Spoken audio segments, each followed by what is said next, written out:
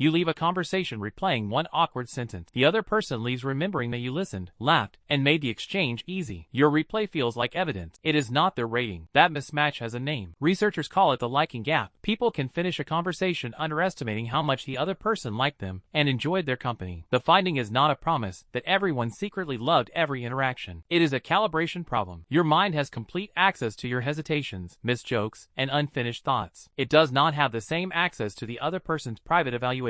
Picture a 5-minute conversation between two strangers. Maya asks Leo what brought him to the event. He answers, asks her the same question, and laughs when she describes getting on the wrong train. They trade 2 more stories before someone calls Leo away. Maya walks off thinking, I talked too much about the train. Leo walks off thinking, she was easy to talk to. Both memories can be sincere. Only one is a direct report of Leo's evaluation, and it is not Maya's replay. In a series of studies published in Psychological Science, Erica Boothby, Gus Cooney, Gillian Sandstrom, and Margaret Clark compared what people thought their conversation partners felt with what those partners actually reported. Across the studies, people tended to believe their partners liked them less than the partners said they did. The researchers call that difference the liking gap. It appeared in laboratory conversations between strangers. It also appeared outside a simple lab pairing, including a public workshop in which people met and talked. The team also followed new college dorm relationships over time. That range matters because the effect was not limited to one scripted hello. The same basic mismatch showed up when people were beginning real social relationships, but tended to underestimate is the safe conclusion. It does not mean every stranger liked every stranger. It does not erase a rude comment, a clear rejection, or a conversation in which someone ignored a boundary. A group tendency is not a secret guarantee about one person. The useful lesson is narrower and better. Your most uncomfortable internal moment is not automatically the other person's headline. Think about what your replay camera records. It zooms in on the second before you answered. It highlights the word you repeated. It slows down the joke that landed with a smaller laugh than you expected. It can replay material the other person barely encoded. Now think about what their camera may record. You asked a question they enjoyed answering. You gave them time to finish. You remembered a detail from 2 minutes earlier. You made the next topic easy to find. The 2 cameras point at different evidence. This is why an awkward pause can feel enormous from the inside and ordinary from the outside. You experience the pause with the sentence you wanted to say, the sentence you rejected, and the fear that the silence means something. The other person experiences a few quiet seconds while both of you think. Internal volume is not social size. Here is another example. Theo tells Amira a story and immediately regrets the ending. In his replay, the ending is the whole conversation. In Amira's memory, the important moment is that Theo asked about her new job and followed up when she mentioned a difficult first week. Theo is grading a sentence. Amira may be grading the experience of being heard. The liking gap does not tell Theo what Amira thought. Only Amira can do that. It tells Theo that his private grading system may be systematically harsher than the information available to him justifies. That distinction protects the idea from becoming empty reassurance. Everyone likes you is not evidence. You may be overweighting the part only you can hear is a testable calibration question. So how do you read a conversation without pretending you can read a mind? Start by separating replay evidence from interaction evidence. Replay evidence includes thoughts such as, I sounded nervous, I should have used a better word, or I noticed my hands moving. Those observations may be accurate descriptions of your experience. They are not direct measurements of the other person's enjoyment. Interaction evidence is observable. Did the person ask a voluntary follow-up question? Did they answer with more than the minimum? Did they add a related story? Did they choose to keep talking when an easy exit appeared? Did they reconnect later? None of those signs is proof of friendship, attraction, or approval. People laugh for many reasons. Polite people ask questions. A long answer can still come from obligation. Treat the signs as clues that deserve weight, not verdicts that settle the case. The calibration error happens when the replay gets 100% of the weight and the shared interaction gets none. Try placing the evidence on 2 cards. Card 1 says, what I felt. Card 2 says, what they actually did. On the first card, I lost my train of thought. I worried my story was too long. I felt my face get warm. On the second card, they asked what happened next. They told a story of their own. They stayed after the original topic ended. The second card does not cancel the first. It stops the first card from impersonating the whole record. There is also a timing problem. The harshest replay often begins after the conversation, when no new social information is arriving. The exchange is over, but your editor is still cutting a trailer. That trailer favors moments with emotional charge. A smooth transition is easy to forget. A tiny stumble is easy to replay. The result can feel like a complete documentary, even though it is a highlight reel built from discomfort. The liking gap research does not require a special story about why every person makes the error. The studies establish the mismatch they measured. They do not grant us permission to diagnose the motive behind every replay. For practical reading, you only need to notice the asymmetry. You know your hidden uncertainty, and you do not know theirs. Leo may have been deciding whether his answer sounded boring, while Maya was worrying that she interrupted. 2 people can each leave believing the other was more socially successful. Their private uncertainty is hidden from one another. That creates a strange social illusion. Everyone sees their own backstage and everyone else's performance. The college dorm part of the research is especially useful because dorm relationships are not one anonymous exchange. New residents meet, talk, and continue seeing one another. The liking gap was examined as those relationships developed, showing that the question can matter beyond a single first impression. Again, that does not mean every relationship improves or every mismatch lasts forever. It means early social calibration can remain imperfect even when people are forming real connections. Consider what happens when two people both underestimate their reception. Maya thinks Leo was only being polite, so she does not send the article they discussed. Leo thinks Maya was only being polite, so he does not invite her to the next event. No one rejected anyone. Each person acted on a guess about the other's guess. The liking gap can therefore matter before any explicit rejection occurs. A low estimate can reduce the chance to collect better evidence. This does not mean you must chase every conversation. Boundaries, energy, and clear signals still matter. It means uncertainty should not automatically be filed as a negative verdict. A useful next move is small and reversible. Send the article. Ask one follow-up. Say, "I enjoyed talking with you." Then watch what happens instead of demanding certainty from the replay. The response supplies information your internal editor cannot manufacture. There are 3 mistakes to avoid here. First, do not turn the liking gap into proof of attraction. Enjoying a conversation is not the same as wanting romance, friendship, or more contact. Second, do not use the idea to override explicit behavior. If someone says no, repeatedly avoids contact, insults you, or crosses a boundary, the liking gap is not a reason to invent hidden approval. Third, do not treat every nervous replay as a disorder. People review conversations for many ordinary reasons. This research describes a measured social judgment gap, not a diagnosis. With those boundaries in place, the finding becomes genuinely useful. It gives you permission to lower the confidence of one very loud inference. Instead of, "They thought I was awkward," try, "I noticed awkwardness, and I do not yet know what they thought." That sentence is not positive thinking. It is more accurate bookkeeping. You can make the bookkeeping even better with a 3-column check. Column 1 is the replay, the line, pause, or gesture your mind keeps selecting. Column 2 is shared evidence, questions, reciprocal stories, laughter, eye contact, continued conversation, or later contact. Use only what you actually observed. Column 3 is uncertainty, alternative explanations you cannot resolve yet. Suppose the person looked at the door twice. The replay says, "They wanted to escape." Shared evidence says, "They also asked 2 new questions and stayed for another 5 minutes." Uncertainty says, "They may have been checking for a friend, watching the time, or wanting to leave." The third column is important. It prevents one flattering clue from becoming certainty, just as it prevents one uncomfortable clue from becoming certainty. Calibration is not choosing the nicest story. It is refusing to promote a guess into a fact. Now return to the opening conversation. Maya still wishes she had shortened the train story. She can keep that useful note. Next time she may leave more room, but she no longer has to convert. "I would edit that story" into, "Leo disliked talking to me." Leo's voluntary questions, reciprocal story, laughter, and continued engagement belong in the record too. The result is a more balanced conclusion. The conversation contained the moment Maya would change, and it also contains signs of mutual participation. Leo's private rating remains Leo's, but Maya's estimate no longer depends on her harshest 5 seconds. That is the central move. Do not erase self-awareness. Resize it. Your internal replay can help you notice habits. It can suggest a shorter story, a better question, or an apology when one is needed. It becomes unreliable when it claims to speak for the other person without evidence. The liking gap reminds us that people may enjoy our company more than our post-conversation estimates predict. Not always, not everyone, but often enough, across several study settings, that the negative estimate deserves less automatic confidence. So after the next conversation, ask 2 questions before accepting the replay. What am I remembering because it felt intense to me? What did the other person actually do during and after the exchange? Keep both answers. Add uncertainty where it belongs. Then choose one small next step that can gather real information. Your awkward sentence may be the loudest thing in your head. It may not be the thing they carried home. If this helped you read social evidence more clearly, please subscribe for more animated investigations of the small signals between people.